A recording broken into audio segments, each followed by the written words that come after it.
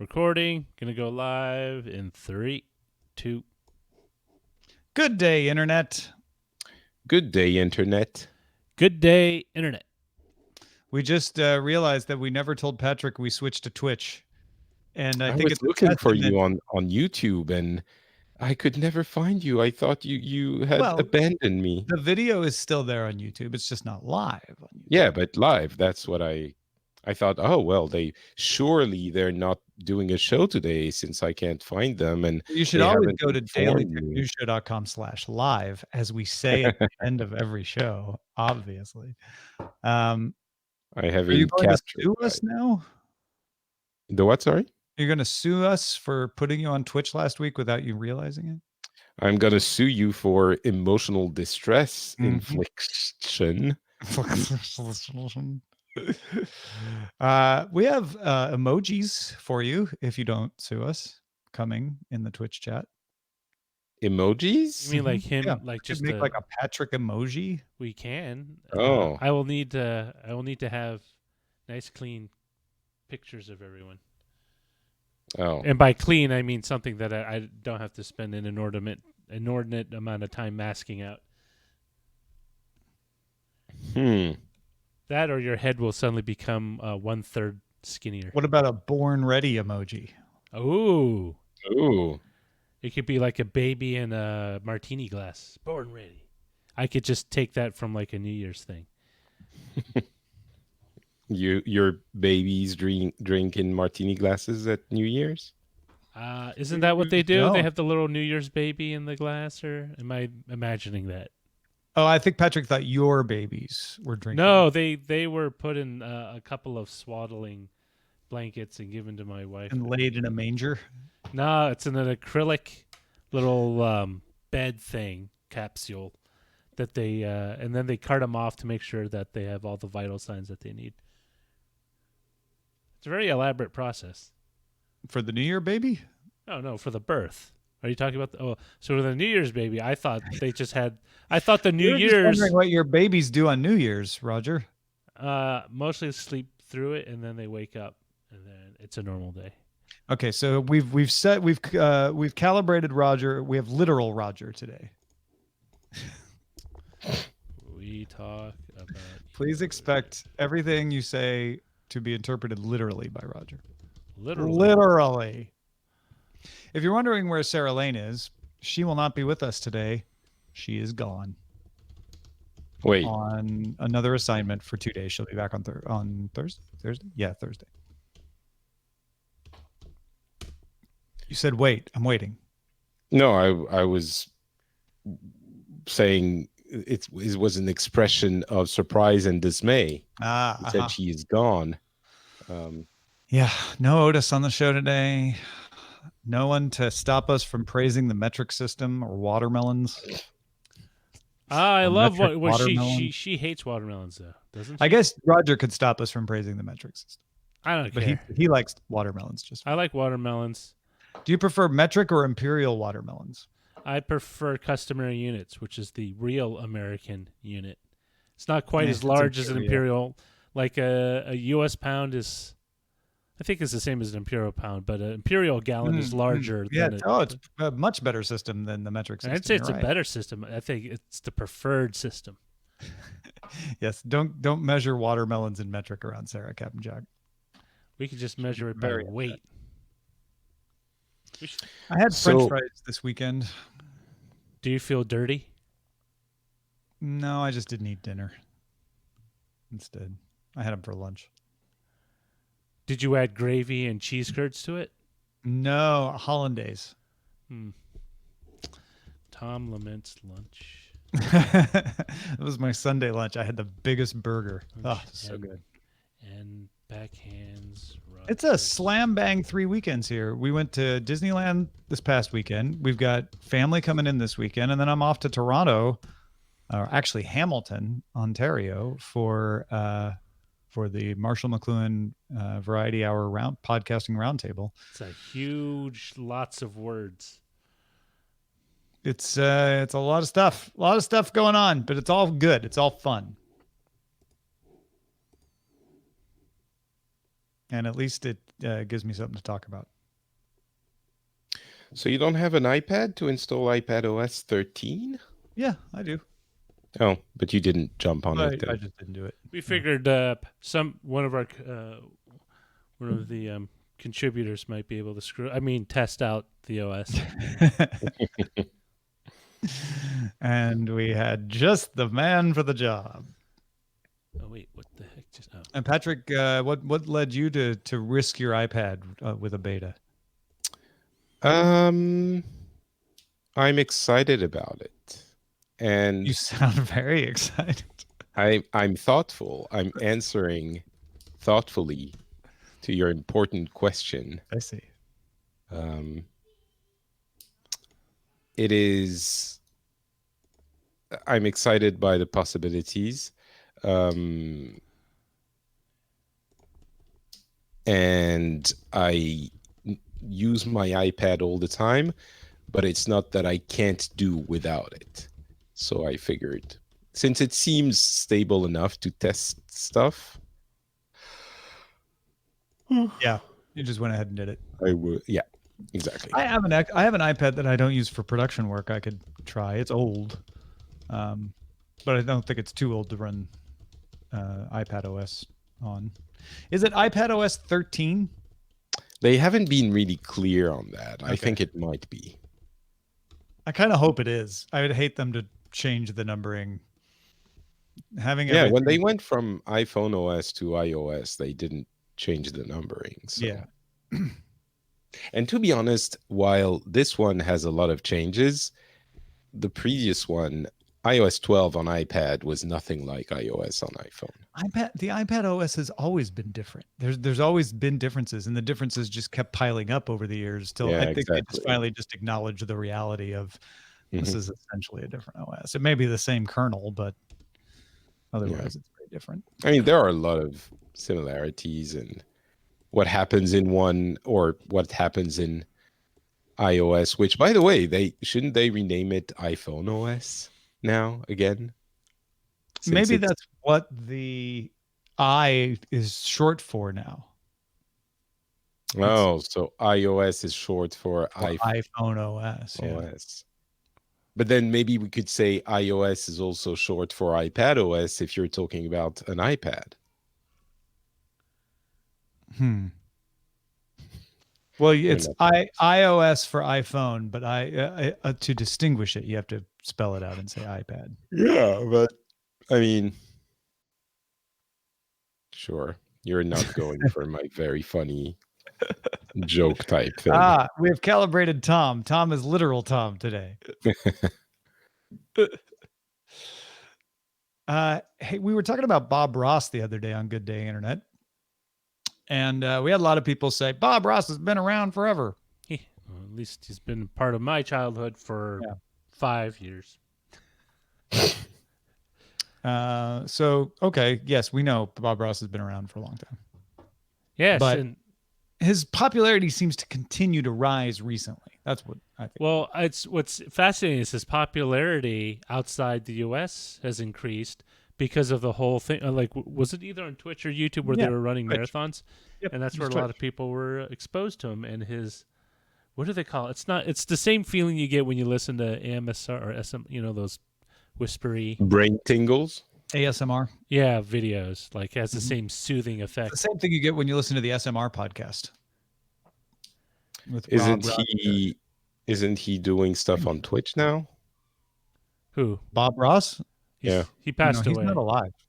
Or okay, I don't even really know who he is, but I see stuff. Bob Ross on public television in the United States in the late 70s and 80s did painting classes. He taught you how to paint puffy little clouds and all this stuff. And he just has a really soothing way of talking. His approach to painting was that everyone should be able to paint something beautiful or attractive. And so his methodology was less about, principles like, composition things and strokes. It's more like, it's easy. It's very simple. Let me show you how kind of approach. Well, I'm pretty sure there are people showing Bob Ross stuff on Twitch. They did a whole Bob Ross Twitch marathon. so a couple of years back. So, Okay, I The thought Joy there of was, Painting was chat. the name of the show. Okay. And, oh yeah, there are Bob Ross emojis in our chat right now. Those Mhm. could be Patrick Beja emojis. Wait. Play your cards right. Oh, really? Uh-huh. Do I want to though? Why wouldn't you? Uh-huh. Listen, folks, here's what I want you to do. Go on Twitter, say @NotPatrick. Or don't. I want an emoji of you. Or don't. And let Patrick know that you demand an emoji of his head. I already have a memoji of my head. Well, you have that though. We don't have that. We're all shut out of That's that. That is true. You do have a catchphrase though. I was born ready. Oh, he uses the wet on wet oil painting technique. Who does? Bob Ross? I'm guessing Bob Ross. I was hoping so. What time is it for you? Is it that obvious that I'm a bit tired? We have to do something about time zones. This is It ridiculous. is 11:26 p.m. Ooh, BioCow suggests, what if we just did an emoji of your scarf? Mm-hmm. But the issue isn't necessarily that it's 11:26. It's that Mr. Beja decided to wake up at 6:15 this morning. Why did you do that? I'm talking about That the Mr. other Mr. Beja. I see. Young Well, Master Beja. Then I rephrase my question. Why did he do that? I have no And idea. who knows? I mean, I explained to him in no uncertain terms that he was not to awake before 7:30 at a minimum. It's like he doesn't even understand French, Finnish, or English. Right. Or Swedish. Or Swedish. Sorry. Or yeah. Japanese. I mean, Or any Japanese. one of those would have worked. There, And you had I'm 4 not languages, taking- kid. You should have understood one of them. He's almost starting to speak. He's not there yet, but he's doing all the, when we're in the car to go to the daycare, he's in the back and he's like, dim dam dum, dam dim dum dam. It is his own personal impossibly language. cute. Mm-hmm. Yeah, it's the best. On the other hand, when he came back, I brought him back today. He got home and he started screaming like a banshee. So perhaps that was just another part of his language. it's the entirety. It's been the entirety of his language for a long time. So it takes time for him. He is part of outrage culture. That's his generation. Mm-hmm. Very upset by everything. Outrage. I think outrage culture's generation is our generation. the younger ones are used to it and they're like, I think every whatever. generation has an outrage phase. It's just now we have so many outlets for that rage. Yeah, we're on display more. Before we used to write angry letters to the newspaper. Or just grouse No, but to friends. That's the point. I think his generation and maybe one older is going to be used to that, and they're going to be like, "What are you getting angry for? That's just a dumb person on Twitter." Like, chill. Actually, Faux Pas in the chat room says, babies understand all. They respond in their head in every language. So what do you want me to do about it? All right. Let's do some Daily Tech News Show. The chewy center of Good Day Internet. Delicious. Is everyone ready? I personally, I came into this world in a state of intense readiness. Oh, so you mean... I was born ready. Mm-hmm. Okay, good. Well, then here we go. In 3, 2... Vicky Poole started supporting independent tech news directly today.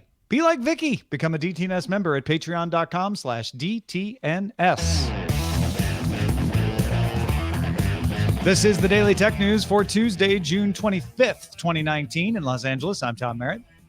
And in Finland, I'm Patrick Beja. And I'm the show's producer, Roger Chang. Sarah Lane is on assignment. That means someone gave her an assignment and it wasn't us, so she couldn't be on the show today. But she will be back on Thursday. She'll be out tomorrow as well. But we have lots of legal stuff. FedEx suing the U.S. government, Australian judge saying you can sue people for letting other people post things on Facebook.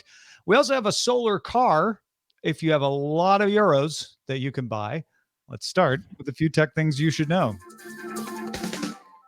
T-Mobile will launch its 5G service in Atlanta, Cleveland, Dallas, Las Vegas, Los Angeles, and New York City June 28th. I should say parts of those cities June 28th for use with a Samsung Galaxy S10 5G.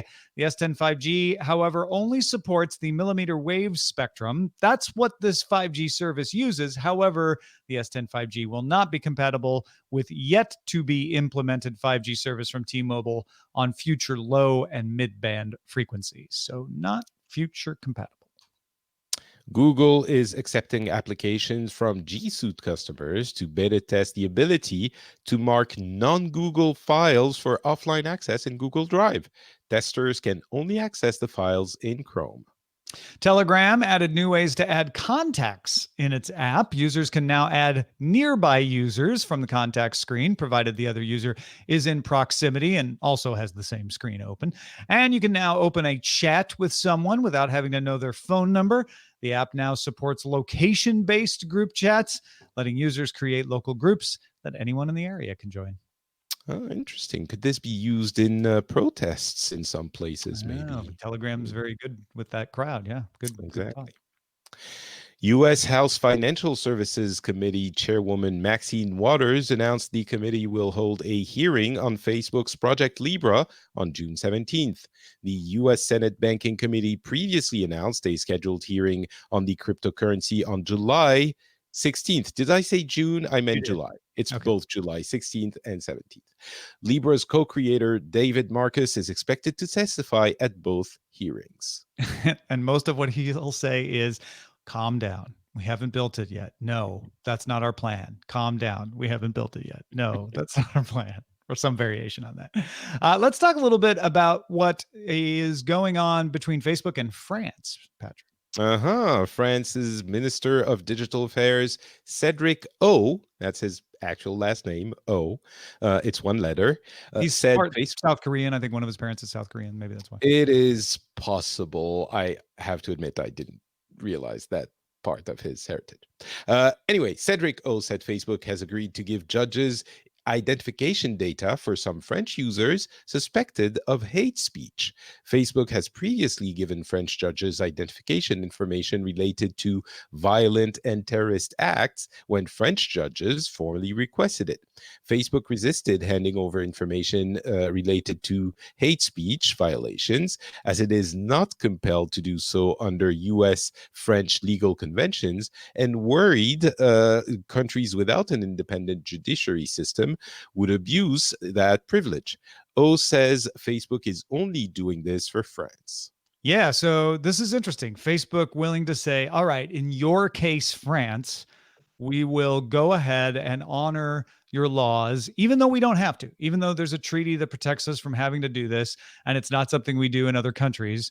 As long as you go out there and make sure everybody knows we're only doing this for France, okay? Turkey, China, well, there's no Facebook in China, but Hong Kong, whatever. We're not doing this anywhere else.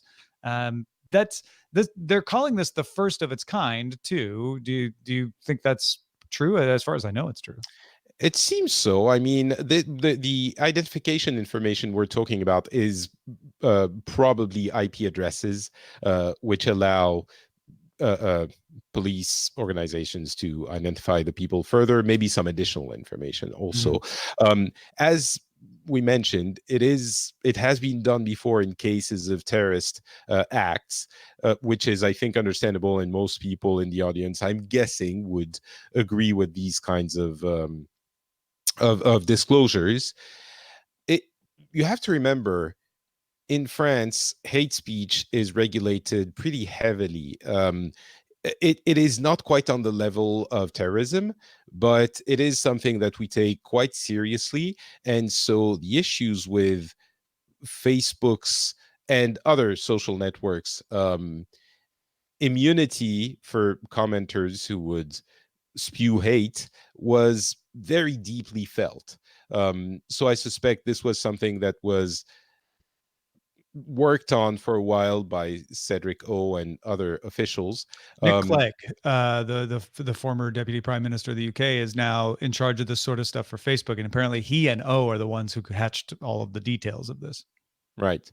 And there are other things that Facebook and the French government are doing, like examining the algorithm and stuff like that. But my point, which I'm trying to show, is I suspect mainly American or maybe English or other nationalities listeners might think, wow, this is one step too far.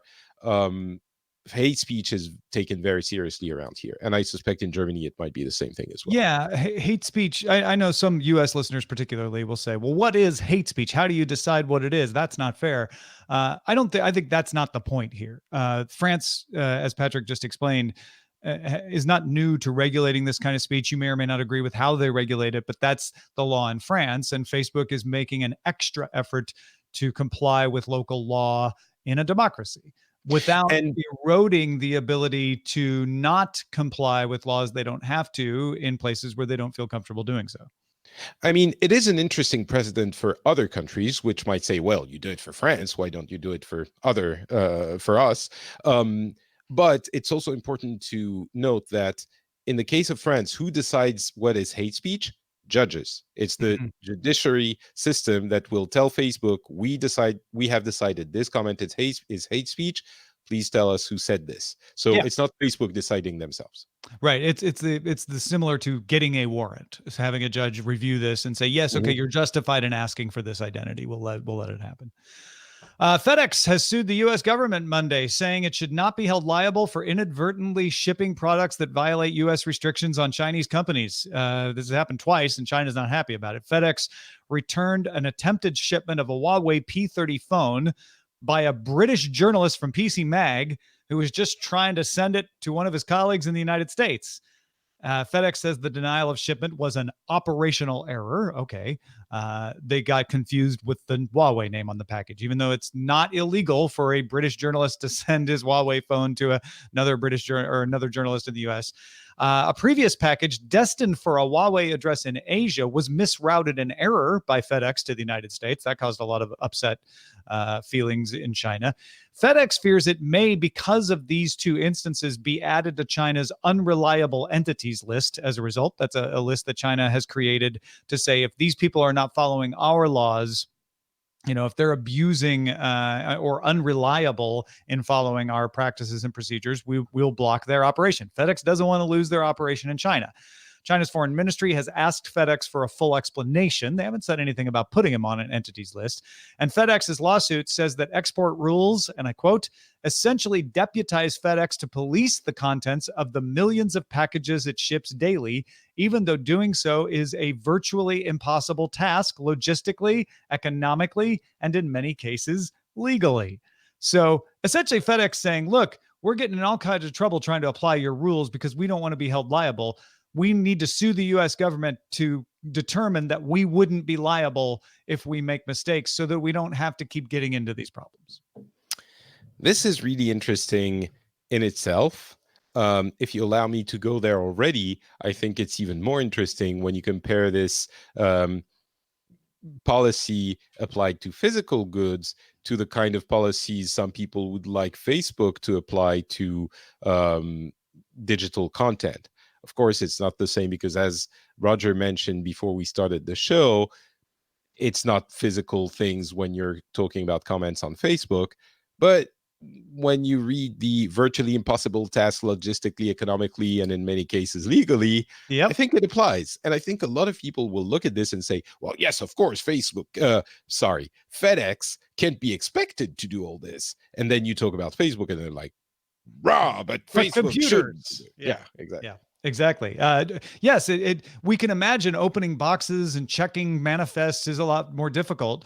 But in fact, the number of posts on a social network way outscales the number of packages to the point that it's probably an equally difficult problem. So you have FedEx and Facebook complaining in the same way about how to get that job done. We're not letting either one of them off the hook when we say that. It's just a very interesting comparison, right? Mm-hmm. Similarly, an Australian judge has given Dylan Voller the right to sue media companies over Facebook comments written by readers about him. Let's try to follow me here. Voller had a video shown on the Australian Broadcasting Corporation's Four Corners program in July 2016 of him being mistreated in prison. However, Voller has been in and out of juvenile detention. Doesn't have the squeakiest clean background. So there have obviously been other stories about him. And Voller is now suing News Corp, Fairfax Media, which is now Nine, and Sky News Australia for defamation.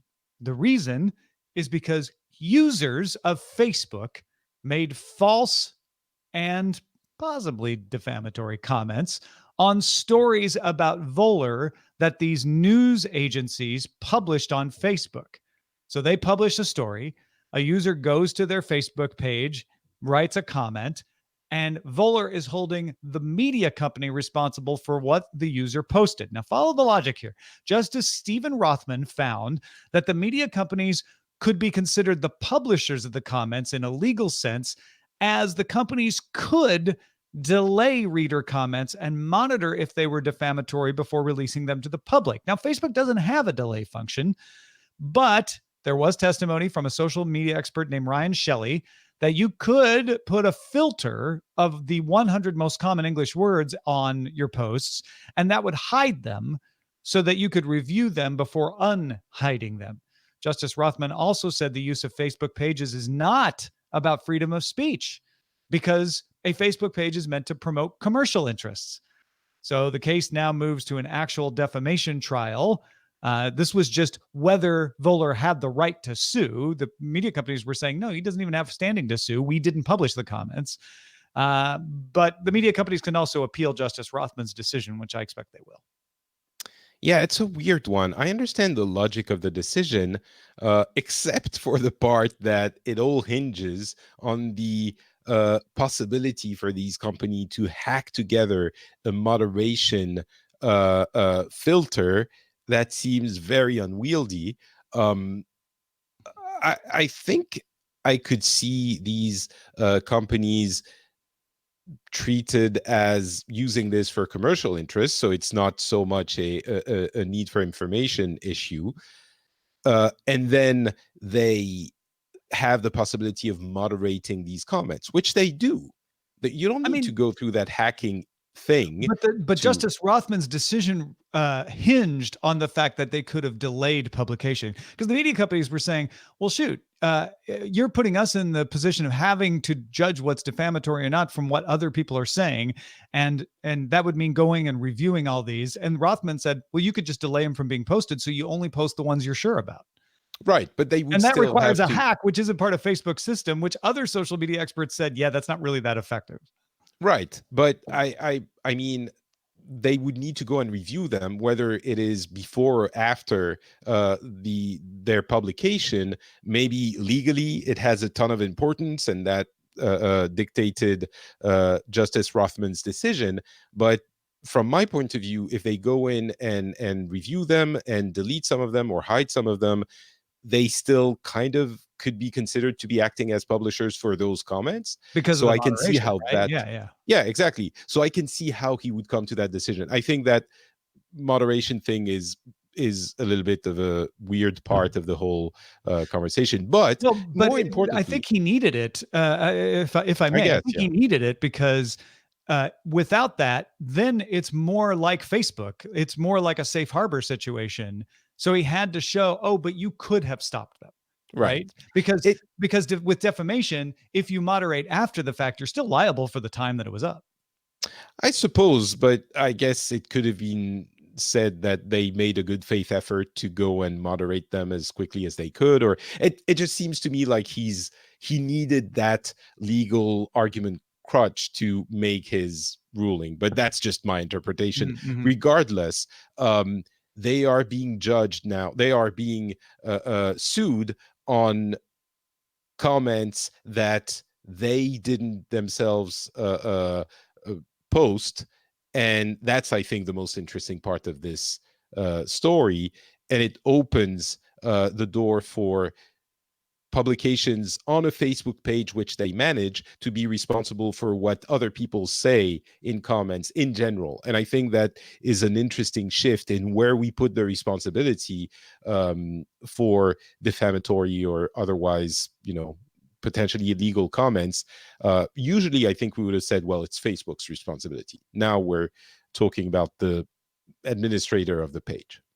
Well, yeah, Facebook has safe harbor. They're like, we're not responsible for what people post on our platform. Otherwise, we can't exist as a platform. We will try to moderate it, but we're not responsible for it. Yeah, right? but you know how much people want them to moderate, and Twitter. Well, yes, and, but legally they still have shelter to say we can't be sued for what somebody else said, right? Right. That is quintessential. That's quintessential to Facebook being able to operate, even if they make good faith efforts to moderate. So you do need to have that safe harbor for this platform to exist at all. But what this justice is saying is, in the case of somebody operating on Facebook, now they're acting like it's a letter to the editor kind of situation.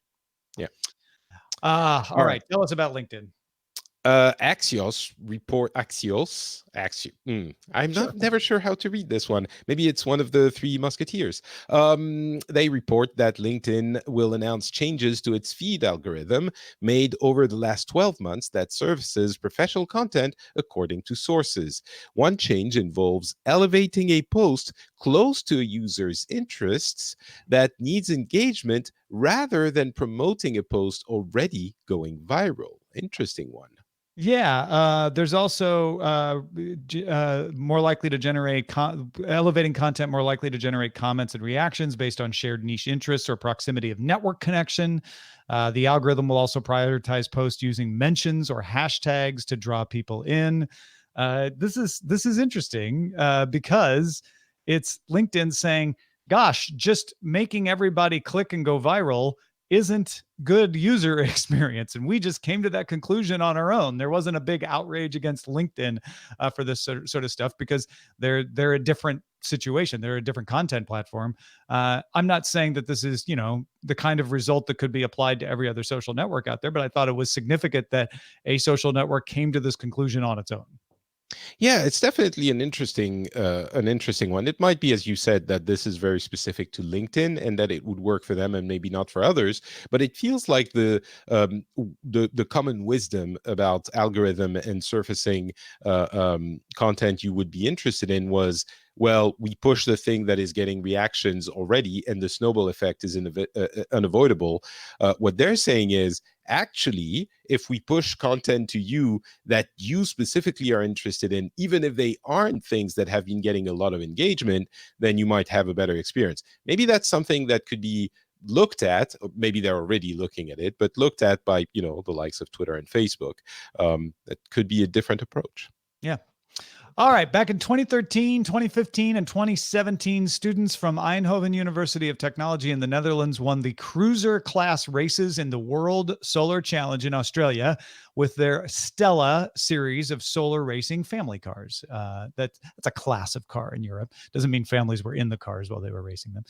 Some of those students started a company called Lightyear in 2017 to make a consumer solar car, and the first prototype, the 5-seater Lightyear 1, has been unveiled with plans to deliver to customers in 2021. The car's roof has 5 square meters of solar panels that charge the battery up to 12 kilometers of range per hour. It doesn't sound like a lot, but hold on. The battery can go 725 kilometers. It's about 450 miles on a full charge. So it's got big range. The Tesla Model S has a range of 370 miles. And the Lightyear 1 also supports other regular plug-in charging, 60 kilowatt of fast hour. That could add 507 kilometers of range per hour. So you don't have to rely on the solar panels to charge. That's supplementary. Pre-orders are available now. You have to put a deposit down of 119,000 euros. Not cheap. The expected starting price is 149,000 euros.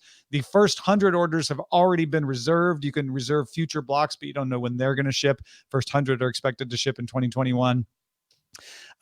This is definitely a prototype. This is definitely the first attempt at this. It's way too expensive. They aren't making a lot of them. But the idea that, I drive to work, I park the car in the parking lot, and I don't have to plug it in because over my 8-hour workday, 12 kilometers of range per hour is enough to charge me back up to full and let me get home. It's a really interesting approach, and it seems like it would make sense.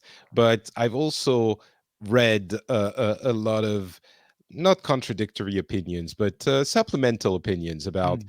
does it really make sense? It seems like if you don't have charging stations everywhere, it is indeed a nice bonus. But for example, the idea that putting solar panels on your roof, if you happen to be living in a place where you can do Right. that, of course, um, not only allows you to charge that car in the evening, in the night, but also provides electricity for your house. So that is something to take into consideration. It's still an interesting approach. We recently had to buy a car because my wife is, we live far away from Helsinki. She's driving there a few times a week. We wanted a hybrid, and turned out hybrids are not great for long highway trips. So that didn't really make sense. Really? But Okay. yeah, they were Like a the kind gas of hybrids that hybrid we could. Yeah, or a plug-in hybrid? gas and electric, not plug-in. Because I have a hybrid from 2002 and I use it for long range trips all the time. But that's it. Okay. Well, Anyway. I mean, it works, but you lose the advantage of the hybrid because the battery is tiny. So it works a lot better in cities, at least the ones we were Mhm. looking at. Okay. All right. And this one could be interesting, also because of the fact that the range can be uh, uh, so good is great in cold countries, because Mm, you lose maybe a quarter or maybe more of the range in cold countries because the temperature affect the batteries. right. And in that sense, the fact that you can recharge it with the solar panels helps potentially a lot, I'm guessing. Unless it's So, the part of the year where you don't have the sun coming up. well, you still have a little bit of sun. It's not Right. Right. but the opposite part of it is that the other part of the year you have a lot of sun, so it can Mhm, actually mhm. recharge Yeah. Yeah. during the night without you plugging it in anywhere, That's a good point. probably. um, Yeah, I mean, I feel like this is a lot of ways a proof of concept, right? 12 kilometers of range per hour, I don't think is nothing. I think there are some scenarios where that is practical, but it is certainly not necessary, like you said. But it's kind of showing, hey, this is what we can do now. Imagine if we keep going and improving what we might be able to add to this. Also, there's some really interesting efficiencies in the way they built the car, Roger, that I know you noticed. Well, I mean, this car was designed, at least based on the kind of the early specs that we can see. It's really designed for maximizing the amount of power you can get, not just the power, but the length of time. I mean, they give a stated of a 0 to 100 kilometers, roughly about 10 seconds, which is about 0 to 60 in 10 seconds. Not very fast. Not even for like an economy car. It's pretty slow. They use in-hub or in-wheel motors, which means that the motors for the car are actually in the wheels where the tires are. And that has some benefits in that you can rid yourself of all the mechanical complexity of having a drive shaft and constantly velocity joints and a bunch of stuff. You keep the suspension more simple. The offset is that it makes the ride a little more uncomfortable because you're adding unsprung weight to the tires. So it's definitely a bunch of trade-offs. But I mean, if they can get it to a decent mileage and get the price lower, it definitely could be seen as a viable car. Although I will stress, at this point in time, seems more like a niche car Yeah. than an actual like I'm going to replace my everyday commuter car. Yeah, I'm not it spending 149,000 euros to replace my and that's 17-year-old. part of the issue, isn't it? Because they have to build it so light that it seems it would drive the price up. They have to drive it light to make it light because of the uh, uh, issues with batteries and autonomy. Um, so will they be able to bring the price down enough if those constraints are also there? I don't know. It seems like it might be possible, but a much simpler solution would probably be to have cars that have better batteries, and it seems like the technology is progressing slowly, but we're kind of getting there. I don't know. I wish Yeah. it would work. It seems a little bit gimmicky and too much, I other don't. I aspects of wouldn't. I wouldn't go so far as to call it gimmicky myself, but it is definitely niche, and it it. is not. It is not the solution, like you say. Yeah, I mean, you nailed it. The better battery tech is what needs to happen to make this accessible to everyone and cheaper, without having to, spend 149,000 euros so that you can make the car light enough that it gets enough range that this matters. Yeah, But this is or interesting technology. Anyway. better solar panel tech. If that gives Mhm. you But more to keep a range per constant hour, charge, yeah, yeah, for sure. And maybe that's where they're going with this. Is like this is the possibly. first round. We'll see. Hey, folks, if you want to get all the tech headlines each day in about 5 minutes, be sure to subscribe to dailytechheadlines.com. Big thanks to everyone who participates in our subreddit. You can submit stories and vote on them at dailytechnewsshow.reddit.com and join in our Facebook group, facebook.com/groups/dailytechnewsshow. Before we get out of here today, Patrick, you've been playing around with the iPad OS beta now that it's out for everybody. What do you think so far? It's pretty cool. There are some good things, and there are also some things I am not yet convinced of. First off, I'm not gonna fault it for crashing. It does crash quite a bit, but obviously it's still a beta, so that doesn't factor into Yeah, my yeah. considerations. Um, the thing that's the most impressive is actually the pencil. I don't use it a lot, but it's a Gen 1 pencil, and I could feel a little bit of latency in the previous version. With this one, honestly, it's like drawing literally on paper. I don't feel the latency at all. And this Gen 1 is slower than Gen 2 with the new Right, right. iPads. So I'm guessing it's mind blowing on, or maybe it's just the same because I don't feel the latency anyway now. And uh, so that's a really cool one. A surprising thing is the emojis are actually pretty fun, and the stickers that put them in different positions, and essentially um, they make emoji positions and faces out of your memoji. And that's quite fun, very personalized. It kind of solved the issue of having different types and inclusiveness and all of that. Well, doesn't matter, you have your own and you can make whatever you want with it. So that's pretty cool. One thing which I'm a little bit unsatisfied with is the multitasking works pretty well, but the gestures, copy, cut and paste, when you want to use it. I'm using it on a 10.5-inch iPad Pro. um, if you have two apps open at the same time and you want to cut and paste stuff, it's probably you're also going to have the keyboard in there, and that leaves very little real estate for you to do those gestures. So I might get used to it, but for now it's a little bit finicky. And also the swipe keyboard doesn't work on the full keyboard. It feels like it works when Hmm. you make it tiny, which is great, but I don't think I've managed to make it work on the small one, on the big one. Maybe that's a bug, or maybe I don't Yeah, know maybe how that's to a do it. beta But thing, right? yeah, but overall, pretty cool.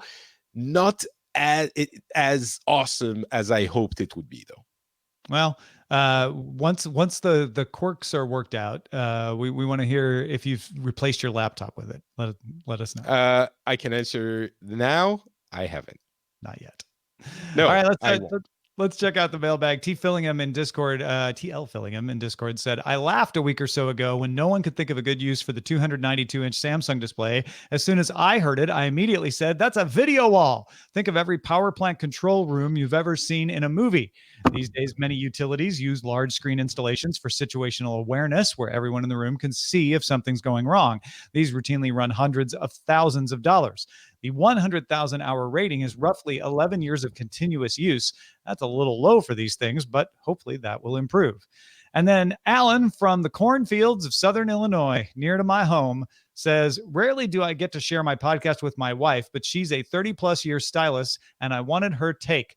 The basic supplies, hair dye, foil, and such would be a real boon. Easy to make a list and just order." Of course, we're talking about Amazon, getting into direct to business hair supplies, stylist supplies, barber supplies.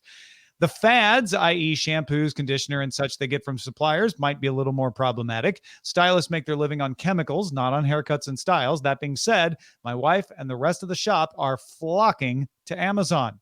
She wanted me to mention that we are rural and 30 minutes away from a crappy beauty supply store and an hour away from a less crappy beauty supply store. So this is a big deal for her. Thank you, Alan. And thank you, Patrick Beja. What you got going on to tell people about today? I guess a couple of things. First, if you speak French and you want to listen to a French explanation of Libra and you haven't had enough, we did a full report with a couple of experts, Uriel Ohayon and Fabrice Croiseau, on Le Rendezvous Tech. So go check that out if you're interested. If you're into video games, Pixels just came out a few days ago, yesterday actually, and we talk about E3 and a bunch of things that happened there. If you can't wait for MVGB, which is coming soon, go check out Pixels. It's also a show, and that one is in English. So, folks, if you want to help keep us independent, you need to back us on Patreon. We give you some perks for it. Our commercial-free RSS feed, all kinds of stuff. Our goal every month is to get one more patron than last month. And here we are, 5 days away from the end of the month. And we need 14 patrons to push us over. So if you've been out there on the fence, or maybe you left us for a while and you're like, you know what? Maybe I should come back. Now's the time. $1 a month. That's a nickel a day. If you can afford a nickel a day to help us out, it'll help us get to our goal at patreon.com/DTNS. Our email address is feedback@dailytechnewsshow.com. We're live Monday through Friday, 4:30 p.m. Eastern, 20:30 UTC. You can find out more about that at dailytechnewsshow.com/live. Back tomorrow with Scott Johnson. Talk to you then. bye. This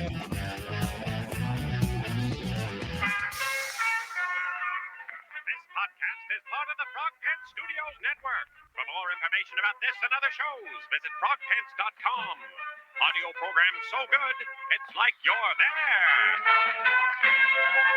Diamond Club hopes you have enjoyed this program. Went with the old outro today. Outro. Oh, every time I say outro, I think of you, Roger, because I know you hate that. I hate That's that not a word. word. Not a real word. What is it? What is it short for? Intro is short for introduction. And It's outro, short for outroduction. Exactly.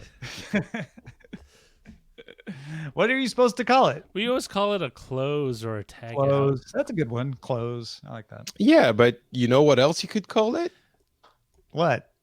The Outro. end. We call it the end. You spell it EAUTREAOUX. Isn't outro just a German or an Austrian German car? An outro? An outro? An outro 5000. Hey, we got right. the titles. Patrick, do you need to take off and go to sleep? I will go to bed. Sweet dreams, Patrick. Thank you. We will- You almost said sweet. No, it's Sweet Prince, not Sweet Sweet- Dreams. Good night, sweet prince. yeah, we're going to say that one of these days. All right. Good night. Thanks, everyone. All right, thanks, Patrick. Bye. We have the buzz around Lightyear. Ooh, Nice. that's a good Jam one, especially on the game. Yes. To infinity and beyond during sunlight hours. That's not bad either. Electric Light orchestrates extended range for cars. Yeah. All lawsuits routed through Memphis. Interesting. A car to drive on the sun. Yeah. There's some other good ones in here, but the buzz around Lightyear. I like that one. That one wins. perfect. That one wins because you also went to Disneyland the other day. Yes, I went to that place you just mentioned. Do you know they're out of Rathtar teeth?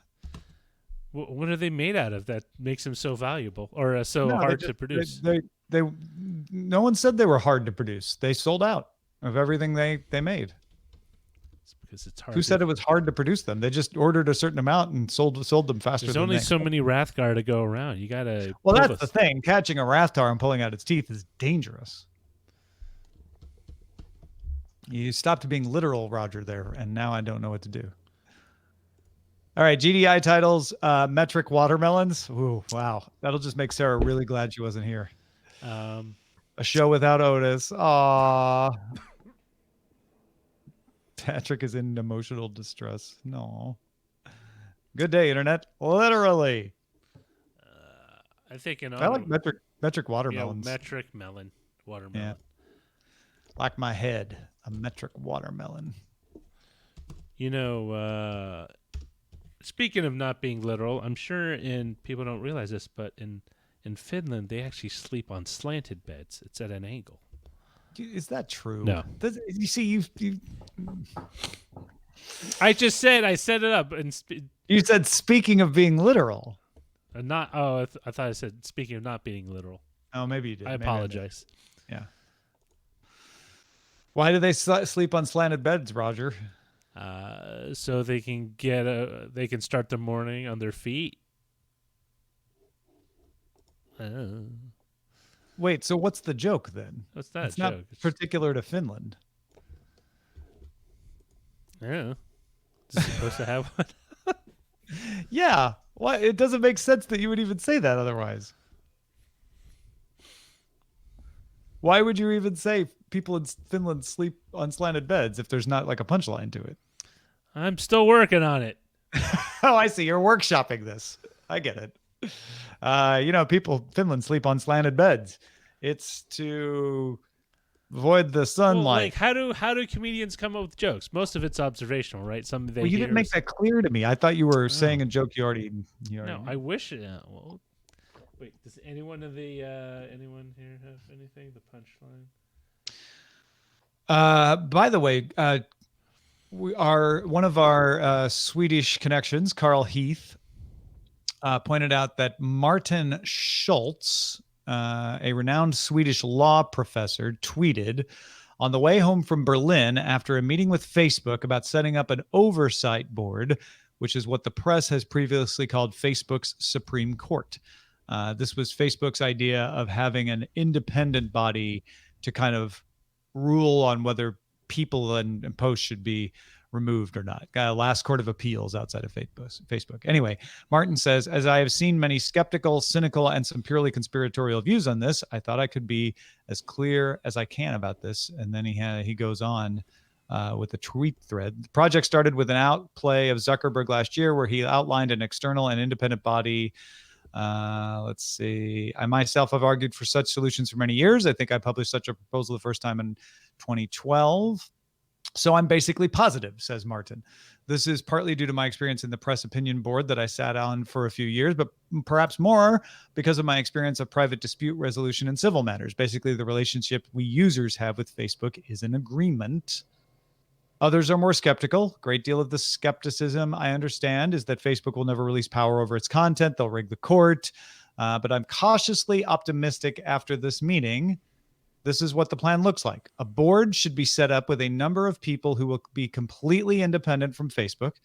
The business will constitute a separate legal entity. Money will be added to an independent foundation to pay for the business. It's a huge project. If it gets off the ground, and all the indications are that it will be the most comprehensive dispute resolution system of this kind in the history of mankind. Let's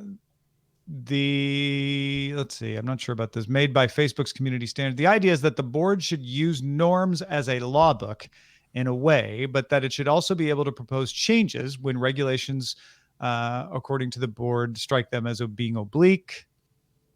One thing that needs to have some deeper analysis is how the link to legal rules should be done, if it is to be done at all.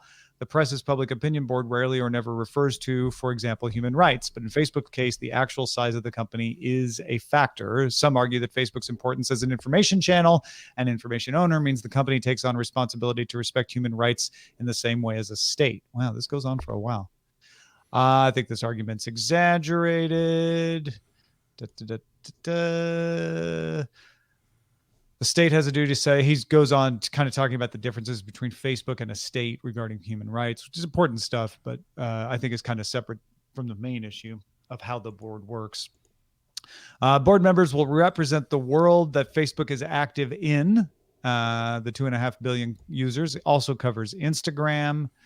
Decisions of the board would be binding on Facebook. The company must therefore follow the board's decision. It is probably necessary for credibility, but also an astonishing shift of power. So if I'm reading what he's writing right, is they would create a foundation to run an independent board and then bind themselves to following the advice of the board without having direct influence into how its members are picked and how its regulations are formed. It is not uncommon for newspapers to ignore, say, an independent board's verdict. He's talking about the difference between this and a newspaper. The idea is that the committee's decisions should build up a practice that can be indicative and lead to predictability. It's not entirely clear to me whether the board should also have the power to review bans. In any case, the focus is on requesting to remove content. So it's not about banning people. It does seem to be only about removing. Yeah. This post didn't get removed. This post did get removed. This is the board of last appeal. I'm guessing a lot of people who were in the meeting will be sitting as members of the board eventually. It was a motley collection from different parts of the Western world. It wasn't at all a group of Facebook cheerleaders.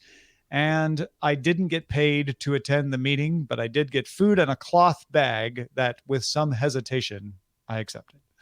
Some hesitation. Yeah, but he accepted the cloth I'm bag. curious. So, like, is the only funds coming from Facebook for this?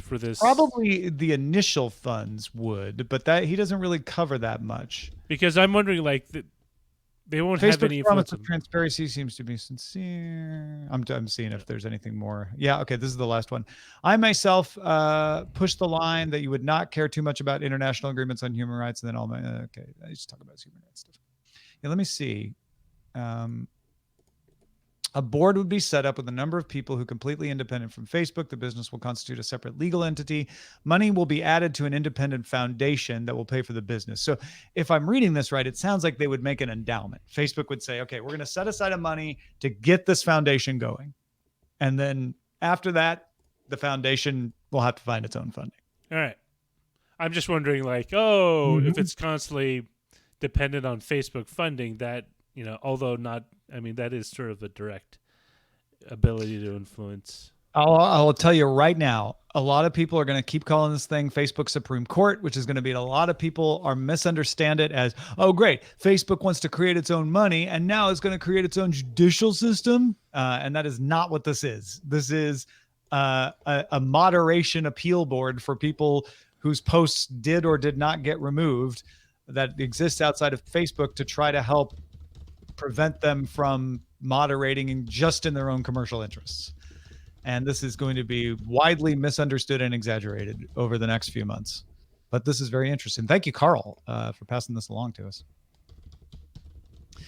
The devil's in the details, like you said, Roger, though. The business will constitute a separate legal entity. That's good. The money, however, has to continue to come from somewhere. Like I'm fine with Facebook saying, you know what, we're just going to set aside this amount of money to create an independent foundation. But after that, we won't have any influence on it. I think that's fine. It's fine for Facebook to donate the money for the foundation to be set up, but they shouldn't continually need to go to Facebook for money. And whoever is funding them is going to have influence over them. So where is that money? Always follow the money. Always. That's what my bank teller used to tell me. Follow the money. Yeah. So this is not a court. This is just a process for appealing the removal of posts. This is, but you know what? That's not going to matter because everybody's going to call it a court and be upset about it. And even though Libra is not replacing a currency, everybody's already upset about that because people want to be upset about Facebook. They don't need much of a reason to. So too bad. But I think again, this is a valiant attempt. I don't think it's a malicious attempt or attempt to evade responsibility. It does seem like they're trying to do the right thing to make this happen. I don't know. That's a lot of effort to go to just to appeal removed posts, but yeah. Maybe they just want to seem sincere and avoid any kind of larger fallout. Like if they show that they're doing something in good faith.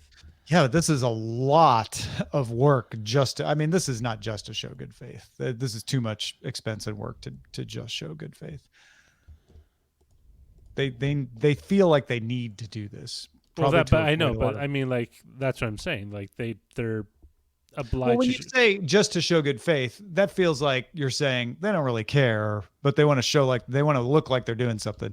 This is more than just looking like you're doing something. This is actually doing something. If you're doing something just to show you're doing it, they're doing all of it. They're not skimping. This is a lot of effort. Yeah, but I mean, they're doing it for self-interested reasons. I'm not saying that. Sure. Yeah. Everything Facebook does is for self-interested reasons. I don't think that's a criticism. That's like, I know. oh crap, if we don't do this right, our I'm system just, doesn't work well. I mean, yeah. I'm using good faith in a way that I mean, I'm not saying that they're doing it just as a PR spin. No, they're not doing it because they think this doesn't help Facebook at all, but it's good for humanity. But I think they are doing it because they think it's the right thing to do. I mean, we could have an argument about whether in their hearts they really would do it if they didn't feel like they had to. Or not. All I will say is this is the move that they do for the long-term health of their business. Yeah. And I don't think there's anything wrong with that. At some point, the motivation for doing something doesn't matter if the person doing it for a selfish reason and the person doing it for an unselfish reason would do the same thing. And this is starting to look like, I mean, even if I didn't care about Facebook, but I wanted to solve this problem, this might be what I do. And I think people get too caught up in like, yeah, okay, they're doing exactly the right thing, but why? I'm like, well, who cares? Well, who cares? Listen, I have enough criticisms about Facebook to fill up, a file drawer. Oh yeah, me too. I tend to not use them or want to use them. I'm not a fan, but maybe because I'm not a fan, I don't feel the anger against them. I'm roughly ambivalent. You use them a lot, don't you? Because I do them because that's literally the only way I get a hold of my extended family. But what if you made yourself only available in another way? I have just my phone number. No, okay, but what if you went somewhere else? Like my sister-in-law posts all the photos on Google Photos and shares them with all the family that way. Because then it's only a subset of that family instead of all of the family. Invite all the family. I could. I don't know what an 80-year-old guy was going to figure out everything else. It's just probably one of the easier things. But see, you're giving it. So I guess what I'm saying is the need to not motivate the older members of your family to learn new things outweighs your frustration with Facebook. I never said I was frustrated with Facebook. I'm not. I don't know where that came from. I've never said. Then why are we? You said you were ambivalent. Okay, fine. I was ambivalent. I'm not. I don't think. You have expressed frustration about Facebook to me before, my friend. No, I've expressed frustration about particular family members on Facebook. But now you're splitting hairs. Well, no, but I'm not blaming Facebook for that. I'm blaming them. That's not what I was trying to say, that you were blaming Mark Zuckerberg for this. I was trying to say you're frustrated with having to use Facebook, and I'm trying to come up with an alternative. I'm going to be frustrated with that other alternative. I just got my dad on Hangouts. Now he calls me all the time. Why did you do that? Oh, wow. Yeah, but then now he's on Hangouts. You could share photos with him that way, and you don't have to put them on Facebook. Exactly. Mm-hmm. But now I have to. You're already doing it. But see, now I have to help him with a bunch of other things I don't want to. Hangouts is not over now. Hangouts is over. Hangouts and Hangouts are still fine. Hangouts will be gone in October, but Hangouts will also continue, although Hangouts is now over. It's also easy. There are 15 products named Hangouts, so, Pick one. And if it's still around, that's the one we were talking about. Yeah, Thrumwald knew I was going to say that. Luke's Sightwalker? Yes. It's confusing. There's Hangouts on Air, Hangouts Chat, Hangouts Meet. I would like a Hangout with a milkshake, please. Hangouts on Air is the one that's over. Although I don't know that it's quite over yet, but it's over soon. Google Hangouts is going away in October for enterprise people, but not for other people. Well, what if you're Klingon? Can you still use it then? And Hangouts Chat will replace Google Hangouts, and Hangouts Meet will replace Google Hangouts. I wonder if they have this problem in the 23rd century, or is it the 24th? No, everything's just called tea, Earl Grey, hot. Like, I wonder if they've ever had issues of like, we're going to implement a new, data system that's incompatible with everything currently installed. So you're going to need this other computer that you need to basically jury rig and everything else. It's not going to work seamlessly, but it'll work. Yeah. I would like to see that once in a while in Star Trek where you have... No, but they solved all the problems. That was Roddenberry's whole thing, is in this century, human problems are solved. Everything is focused outward now. Talk about Facebook frustrations. Third base. And Star Trek parallels. It's so meta when you do that. Hey, I spelled frustrate. Oh, I guess I didn't spell it right. Stupid auto check. It's ambivalence, not frustrations. Oh, that's right. Oh no, but Roger swears. But Roger See, secretly you're frustrated. Swears. The truth came out when you were writing the description. But see, that's the thing with the Roddenberry's universe. Everything can't work, or you'll have nothing to write about. Like, there'll be no stories, no fun. No, but that's why some of the best television stories ever came out of Next Generation, because he put that constriction on people and said you can't have the conflicts come from the humans. And so you had stories like The Inner Light and great stories that they wouldn't have done anyway otherwise if they hadn't been pushed. Yeah, but they eventually brought in the Borg, so they needed some sort of like life and death scenario. Yeah, but that was fine. Roddenberry never said you can't have alien conflicts. He just said you can't have the humans conflict with each other. It forces you to look out. But then you had the Maquis, which effectively were... Yeah, but that was later. That was after Roddenberry was kind of out of the loop. So PR before BR and PR before Roddenberry, post Roddenberry. PR and AR, yeah. After Roddenberry, I guess you could. Mm-hmm. Not post. Oh, you're trying to say post, because they could be pre or post. That's why you gotta do after and before.